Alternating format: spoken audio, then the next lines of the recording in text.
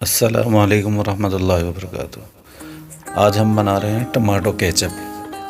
और हमने 1 किलो टमाटर लिए, उनको कटिंग किया है। अब इनको 1 कप पानी डालेंगे और इनको पकाएंगे कम से कम 10 मिनट तक। इसको तेज़ फ्लेम पे जो है ना हम इसको पकाएंगे, फ्लेम फुल होना चाहिए।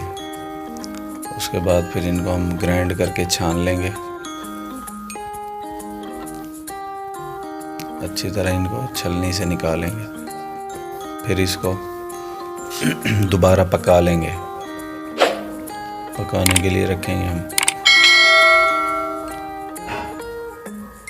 इसमें फिर चीज़ें जो ऐड करनी है वो ऐड करेंगे।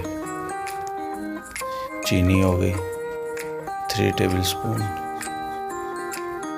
और फिर इसको पकाएंगे।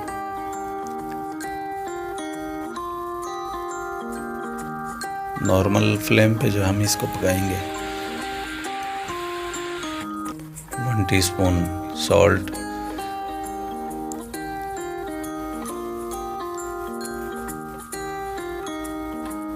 1 teaspoon red chilli, 1/2 teaspoon red chilli. ये हमने कम से कम 10 मिनट और पकाया है। जब गाढ़ा हो जाए तो हम फिर इसको उतार लेंगे। देखिए कितना ज़बरदस्त बना है। आप भी ट्राई करें और अपने दोस्तों के साथ शेयर करें और हमारे चैनल को सब्सक्राइब करें।